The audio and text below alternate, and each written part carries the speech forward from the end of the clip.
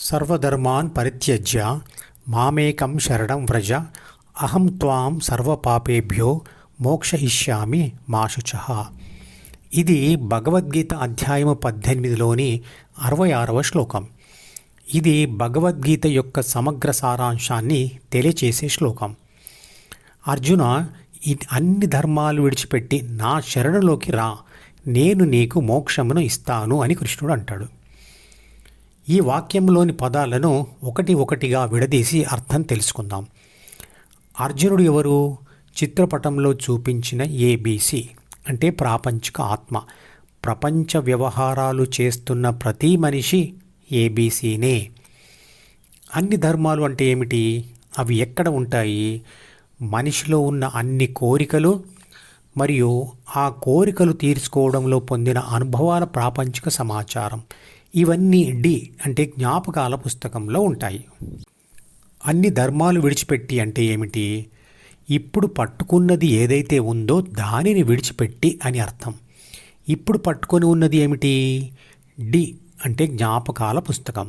Okay, ABC డిని విడిచిపెట్టమని దీని అర్థం. మరి నా శరణులోకి రా అని ఎవరంటున్నారు? హెచ్ అంటే హృదయంలో ఉన్న పరమాత్మ లేదా కృష్ణుడు. నా శరణులోకి రా అంటే అర్థం ఏమిటి? అంటే హెచ్లోకి రా అని అర్థం. ఓకే, వస్తే ఏమవుతుంది? మోక్షం ఇస్తాను అంటున్నాడు కృష్ణుడు. అంటే ఏబీసీని ఇప్పుడు తాను పట్టుకొని ఉన్న డీని విడిచిపెట్టి హెచ్లోకి రమ్మని, వస్తే మోక్షం ఇస్తాను అని కృష్ణుడు అంటున్నాడు. ఇదే భగవద్గీత యొక్క సమగ్ర సారాంశం. ఇదే మీరు నేను అందరం చేయవలసింది. ఇప్పుడు కృష్ణుడు లేడు కదా, మరి ఎవరి శరణులోకి వెళ్ళాలి? అసలు ఎందుకు వెళ్ళాలి? అందువల్ల లాభం ఏమిటి? ఇందులో కృష్ణుడు ఎవరు? ఒక యోగి. యోగి ఎవరు అంటే ధ్యానం చేస్తూ ద్వితీయ మనసును విడిచి తనను తాను విశ్వశక్తిగా గుర్తించినవాడు. అంటే తానే విశ్వశక్తిగా మారినవాడు. విశ్వశక్తి ఎవరు? విశ్వంలోని అన్ని పదార్థాలకు మరియు శక్తులకు జన్మనిస్తూ నిరంతరంగా శక్తిని పదార్థంగా మరియు పదార్థాన్ని శక్తిగా మారుస్తూ ఉన్నది. అదే పైన ఉన్న చిత్రపటంలో చూపించిన ఏ మరియు ఎఫ్ను సృష్టించి ఏను బిసిడి మరియు ఈల ద్వారా ఎఫ్కు అతుక్కుని పోయేట్టు చేస్తుంది. అదే ఏబీసీకి ప్రపంచంలో ఓటమి కలిగేట్లు చేసి విషాదానికి గురి చేస్తుంది. అదే ఏబీసీకి ధ్యాన కోరిక కలిగేట్లు చేస్తుంది. అదే ఏబీసీ జీ ద్వారా హెచ్కి చేరినప్పుడు దర్శనమిచ్చే విశ్వశక్తి లేదా పరమాత్మ అంటే కృష్ణుడే విశ్వశక్తి అని అర్థం చేసుకోవాలి. అది అంతటా ఉంది మరియు కనిపించకుండా ఉంది. కృష్ణుడి శరీరంలో ఆత్మరూపంలో ఉంది. మీలో నాలో అందరిలో కూడా ఉంది. కృష్ణుడికి మనకు తేడా ఏమిటి అంటే కృష్ణుడు ధ్యానం చేస్తూ ద్వితీయ మనసును వదిలి తనను తాను పరమాత్మగా గుర్తించినవాడు. కానీ మనం ఇంకా ద్వితీయ మనసుకు అతుక్కొని ఉన్నవాళ్ళమే. ఇంతకుముందు చెప్పిన శ్లోకం ద్వారా విశ్వశక్తియే మీతో అంటుంది, నా శరణులోకి రా అని అర్థం చేసుకోవాలి. మరి కనిపించని విశ్వశక్తిని గుర్తించడం ఎలా మరియు ఎక్కడి నుండి గుర్తించగలం? విశ్వశక్తి అంతటా వ్యాపించి ఉన్న ఏబీసీ ఈ అంటే 5 జ్ఞానేంద్రియాల తలుపులను మూసివేసి తర్వాత ద్వితీయ మనసులోని డి అంటే ప్రాపంచిక సమాచారం మరియు కోరికల తలుపులను మూసివేసి తర్వాత జి అనే ధ్యాన కోరిక ద్వారా వెళ్ళి హెచ్ అంటే హృదయం అనే తలుపు తెరిస్తే అప్పుడు ఎదురుగా కనబడుతుంది. అదే పరమాత్మ ప్రత్యక్షం కావడం అంటే.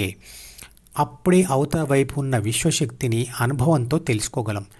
అంటే హృదయమే విశ్వశక్తి దర్శనానికి తాళం వేసి ఉన్న ముఖద్వారం. దానిని జ్ఞానేంద్రియాల ద్వారా గుర్తించలేం. శరీరంలో హృదయం ఎక్కడుంది అనే విషయం ఇదివరకే వివరించాను. అక్కడికి ఎలా వెళ్ళాలి? శ్వాస అనే బస్ ద్వారా వెళ్ళాలి. రోజు 22,000 సార్లు అక్కడికి శ్వాస వెళ్తూ వస్తూ ఉంటుంది. ఆ శ్వాస అనే బస్పై ఎక్కాలి.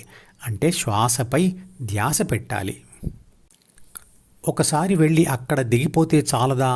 అన్నిసార్లు ఎందుకు వెళ్ళాలి అంటే అది కంటికి కనిపించేది కాదు కాబట్టి ఒక్కసారి వెళితే సరిపోదు.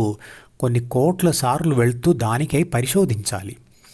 క్లుప్తంగా చెప్పాలంటే హెచ్ అంటే హృదయం అవతల వైపు నిలబడి విశ్వశక్తియే ఈ శ్లోకం మీకు అంటే ఏబీసీకి చెబుతున్నట్లుగా ఊహించుకోండి. ఏమని? ఓ మనిషి, ద్వితీయ మనసులో ఏర్పడిన సి అంటే అహంను మరియు డీను అంటే ప్రాపంచిక సమాచారం మరియు కోరికలను విడిచిపెట్టి నా శరణులోకి రా అంటే జీ మార్గంలో ప్రయాణించి హృదయం అంటే హెచ్ చేరి అక్కడి తలుపు తెరిచి నా దగ్గరికి రా అని. ఏబీసీ డీని వదలడమే వైరాగ్యం. జీ ద్వారా హెచ్ని పట్టుకునే ప్రయత్నమే అభ్యాసం.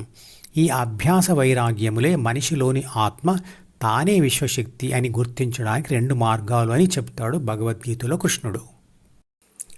మధుపదం యూట్యూబ్ ఛానల్లోని ప్రతి వీడియోకి ఒక నెంబర్ ఇవ్వబడింది. 1వ నంబర్ వీడియో నుండి మొదలుపెట్టి వరుసగా చివరి వీడియో వరకు చూస్తేనే ఆత్మశాస్త్రం సంపూర్ణంగా అర్థమవుతుంది. ఈ వీడియో డిస్క్రిప్షన్లో ఉంచిన మధుపదం ప్లేలిస్ట్ లింక్ ద్వారా అన్ని వీడియోలు వరుసగా చూడవచ్చు.